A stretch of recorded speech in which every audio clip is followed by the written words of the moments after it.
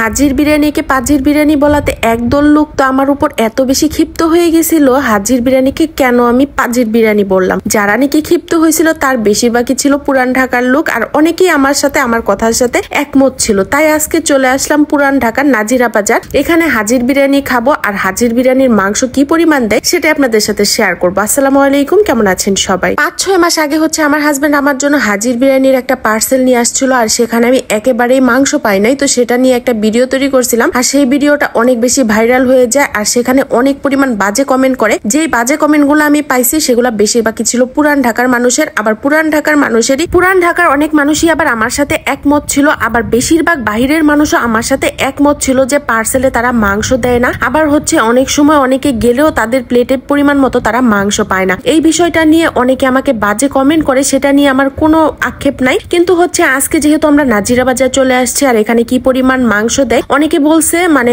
দোকানে বসে খেলে নাকি সেখানে মাংসের পরিমাণটা বেশি দেওয়া হয়। তো আজকে সেটাই দেখবো, এখানে দোকানে বসে খাওয়ার পর কি পরিমাণ মাংসটা দেয়। আর হ্যাঁ, আমার ওই হাজির বিরিয়ানির ভাইরাল ভিডিওটার মাঝে অনেকে আমাকে কমেন্ট করছিল যে হানিফের বিরিয়ানিটা নাকি অনেক বেশি মজাদার হয়। আগে নাকি হাজির বিরিয়ানি অনেক বেশি ভালো ছিল, এখন নাকি একদম কোয়ালিটি বাজে করে ফেলছে। হাজির বিরিয়ানিটা যেহেতু অনেক পুরনো, আর এটা যেহেতু অনেক আগে থেকে বিক্রি করা হয়, আগে থেকে আমি যেহেতু খাই নাই, আমি এটা সম্পর্কে অতটাও জানি না। আমি যেমন পরিমাণ মাংস পাইছি সেটা নিয়ে আমি ভিডিওটা তৈরি করছিলাম, তা আমার সাথে সবাই একমত হয়েছে। তা আজকের মাংসের পরিমাণটা দেখলেই বুঝতে পারবো কি পরিমাণ মাংস দেয়। আর এর মাঝে আমাকে অনেকে কমেন্ট করছিল যে হানিফের বিরিয়ানিটা আপু ট্রাই করে দেখবেন, হানিফের বিরিয়ানিটা অনেক বেশি ভালো হয়। যদিও বা আজকে আর হানিফের বিরিয়ানিটা আমি ট্রাই করতে পারবো না, অন্য কোনো সময় ট্রাই করব।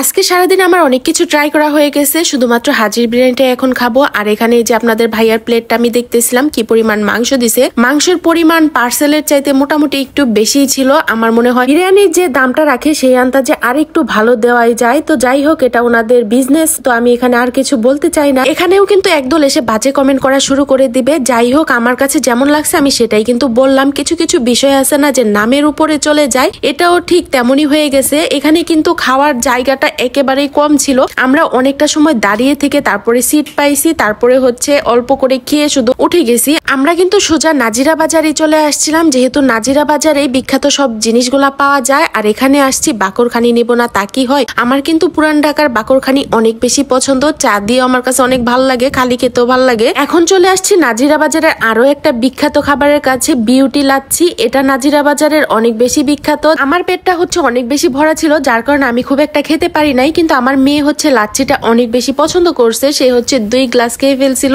তো যাই হোক, একে একে সবকিছু খাওয়া হয়ে গেছে। এখানে আর সময় নষ্ট করব না, অলরেডি বাহিরে কিন্তু বৃষ্টি বৃষ্টি ভাব আছে। বৃষ্টি কিন্তু আমরা আসার আগে হয়ে গেছিল। তো এখানে হচ্ছে আমরা লাচ্ছি টাচ্ছি খেয়ে বের হয়ে পড়বো বাসার উদ্দেশ্যে। আর হাজির বিরিয়ানি নিয়ে যে কথাগুলা বললাম, আপনাদের কার কার ভালো মন্তব্য বাজে মন্তব্য আছে অবশ্যই কমেন্ট করে জানাবেন। আর আমার সাথে কারা একমত আছেন তারা অবশ্যই কমেন্ট করে জানাবেন। আর ভিডিওটা আপনাদের কাছে কেমন লাগলো অবশ্যই জানাবেন, লাইক কমেন্ট শেয়ার করে দিবেন, পেজটাতে ফলো দিয়ে দিবেন। ইউটিউব চ্যানেল থেকে দেখে থাকলে চ্যানেলটা অবশ্যই সাবস্ক্রাইব করে দিবেন। আজকের মতো ভিডিওটা এখানেই শেষ করছি। আল্লাহ হাফেজ, ভালো থাকবেন সবাই।